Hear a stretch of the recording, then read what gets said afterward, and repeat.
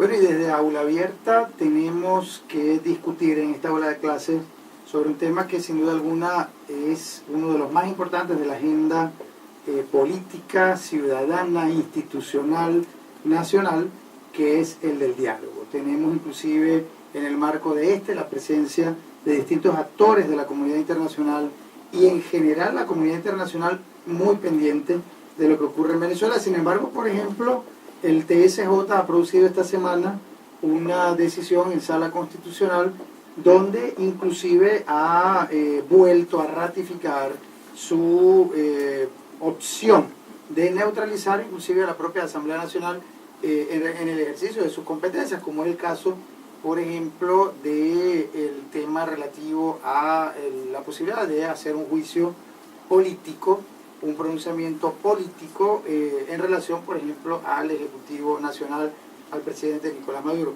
Por cierto, muchísimas gracias a la gente del diario Versión Final que nos hiciera una entrevista sobre eso el día de hoy, 17 de noviembre, publicada el día de hoy, 17 de noviembre del 2016, además con otros entrevistados, entre esos Rafael Uzcategui y otros personeros pues, de la vida nacional.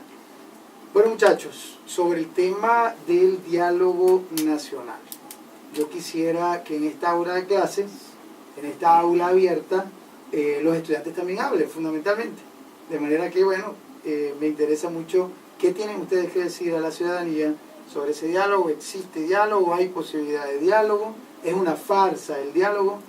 Bueno, yo principalmente pensaba, desde el principio estuve de acuerdo con el diálogo, porque como estudiante de ciencias políticas hay que saber que el diálogo es negociación de poder. Entonces un político que no negocia no es político.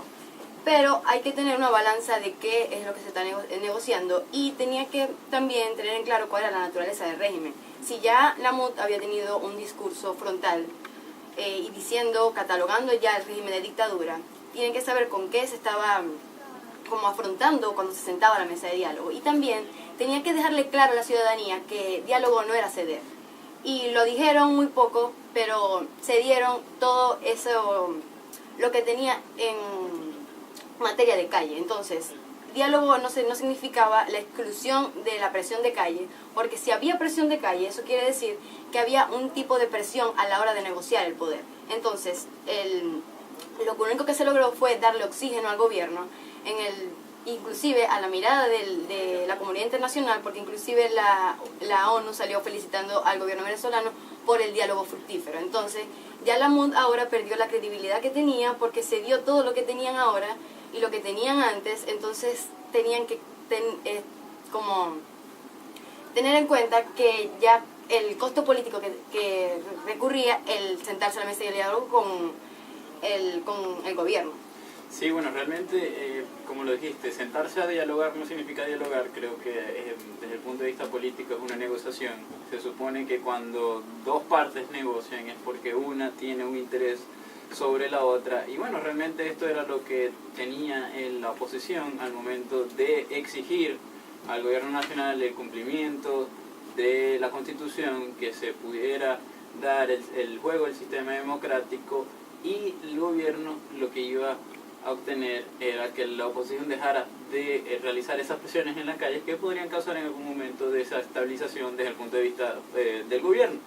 Pero pareciera que la oposición cayó en la trampa que puso el gobierno, ofreciendo algunas cosas en cambio de sentarse en la mesa de negociación, y a la hora de la verdad la oposición no ha conseguido nada de sentarse en la mesa del diálogo. Inclusive la próxima reunión que tendrán es el próximo 6 de diciembre, lo cual indica, y se les ha preguntado a funcionarios, a miembros del liderazgo de la Mesa de la Unidad Democrática, si el referéndum revocatorio se va a realizar este año o no, y realmente omiten la pregunta que los periodistas tanto le hacen. Entonces pareciera que estuvieran ocultando información, para no decir mintiendo, a la población, y que bueno, que tanto pareciera que han jugado con ella, porque se les ha convocado a distintas manifestaciones en Caracas, la toma de Venezuela o la toma de Caracas, cuando luego de esto se sientan a negociar y pareciera que no se consigue nada. Sí, bueno, comparto la posición de mis dos compañeros. Sí, es verdad que sentarse a dialogar no significa dialogar, y vista este diálogo es entre poderes que ya tienen respaldo, uno que vino teniendo respaldo desde hace 17 años y uno que acaba de acrecentarse con el descontento de las personas. Y entre poderes se negocia para obtener más poder, para quitarle espacios al otro. Pues cabe destacar que estamos bajo incertidumbre, que ciertas declaraciones son interpretaciones, ya sea de vocerías populares, internacionales, pero ciertamente tenemos que tomar lo que dentro de dichos acuerdos, de ambos diálogos, ha salido a la luz. Por ejemplo, el tema del discurso, que ahora el discurso se combina en el acuerdo oficial. El acuerdo oficial que fue emitido por Ocariz al final del tema del diálogo fue un discurso que compartía la idea de la guerra económica. Incluso las declaraciones de Ocariz era de que no habían presos políticos, sino personas detenidas. Eso fue un costo histórico para él, un costo político muy grave que a futuro le va a perjudicar en temas electorales, en temas de apoyo, incluso dentro de su propio partido. También considerando también el costo político de cada uno de estos personajes que recurren al diálogo, pues es una medida impopular, la gente lo ve como una traición. El diálogo, a pesar de que es democrático, dialogar bajo condiciones es una cosa. Entonces, cuando tú tienes piezas a negociar, ¿por qué vas a ceder tu pieza primordial? En el caso de la oposición, que era la presión de calle, la presión hacia las marchas, que no necesariamente es violenta, aunque la gente lo quiera decir como sangre, sino que es presión pacífica. Lo decía Gandhi. Gandhi nunca negoció o dialogó con los británicos. Él decía, tendrá nuestros huesos, tendrá nuestra carne, tendrá nuestro cadáver, pero no tendrá nuestra obediencia. Y a través de métodos pacíficos compartidos, o que él incluso enviaba cartas a Tolstoy en Rusia, compartían métodos pacíficos que fueron efectivos, que mostró la efectividad de estos métodos pacíficos. Entonces no necesariamente quiere decir sangre, no quiere decir represión, sino que es un método de salir de una presión política que nos agobia. Y por eso, en mi particular opinión, comparto la expresión de Calle como propuesta hacia un mejor diálogo, hacia una mejor capacidad de mover piezas dentro de los parámetros de la negociación. Sí, exactamente. Y también quería acotar que hay unos voceros de la MUD que venden esa presión de calle como si fuese igual a sangre y violencia. Está bien, estamos, según ellos, que ya cambiaron el discurso en un régimen de dictadura, y ya hemos visto que en muchas protestas ha habido esa represión y las consecuencias han sido heridos y armas de fuego y todo eso por el estilo. Pero hay una falta de liderazgo dentro de la Mesa de la Unidad, no sabemos en qué dirección ellos están hablando. Entonces sacrificaron ese movimiento de calle solamente por decir que era igual a violencia y que se tenían que sentar a dialogar. Pero entonces, ¿por qué el discurso antes era vendiendo una salida a corto plazo? Es jugando con las esperanzas de la gente, porque está bien, hay personas de clase media alta. Y cuando estamos en una crisis tan alta, como tan o sea, difícil como esta. Hay gente que se está muriendo de hambre y dice, ya va, tú me estás vendiendo una salida a corto plazo del gobierno, referendo revocatorio. Entonces ya vendiste todas tus cartas que estaban a favor de nosotros por eso del gobierno. Porque el 6 de diciembre del año pasado se iba a hacer la última cola en Venezuela, y cosa que no ha sucedido. Entonces pareciera que ocultan información, juegan con las esperanzas de la población y no se sabe realmente qué va a ocurrir aquí en Venezuela.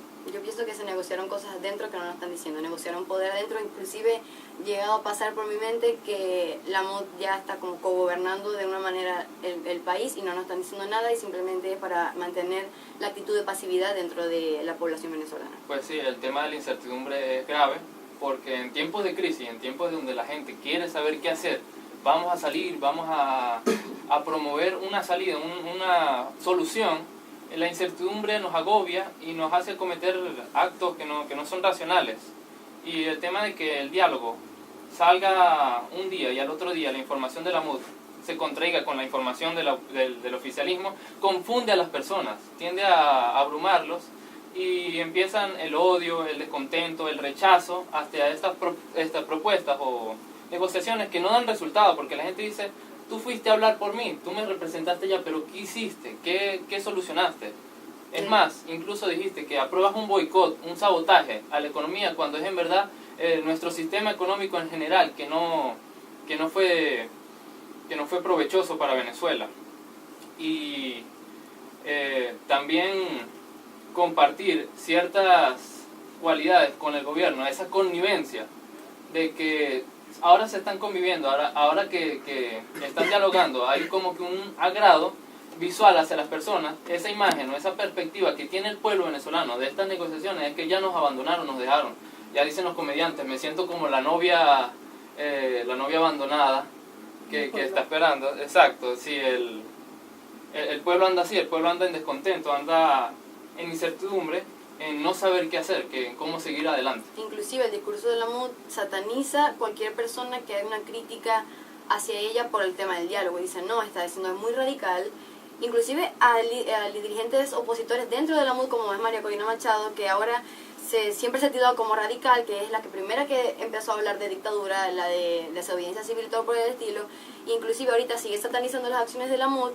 Y dirigentes como Chuyo Torrealba, que son los que se sentaron en la mesa de diálogo, dicen que no, que eso es traición a la MUD, que eso sería unas actitudes radicales y que tienen que, como en tal caso, como siempre aceptar lo que hace la MUD porque es lo único que tenemos. Y la verdad eso no es así, porque si es un cúmulo de partidos políticos, los partidos políticos tienen la tarea de canalizar las demandas de la gente. Y no creo que sea motivo para satanizar el hecho de que yo esté criticando a los partidos que supuestamente me tienen que representar y hacer presión al gobierno de lo que yo siento.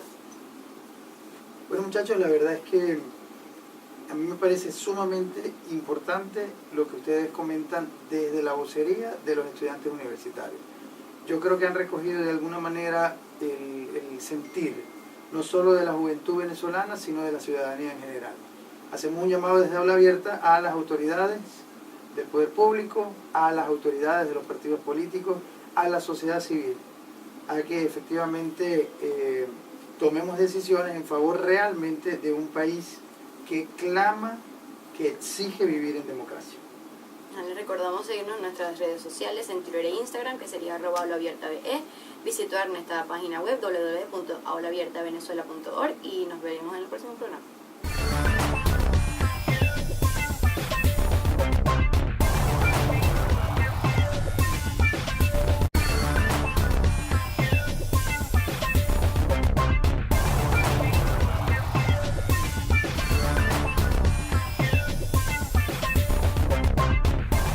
A todos nuestros seguidores de redes, un abrazo desde Aula Abierta. Les recordamos seguirnos por nuestras redes sociales, @aulaabiertab, nos puedes conseguir en Twitter, Instagram y Facebook. Y muchas gracias por seguirnos aquí en este canal de YouTube. Y compártanos y le digan a toda su gente para que nos puedan escuchar también. Somos Aula Abierta, llevando el aula a todas partes.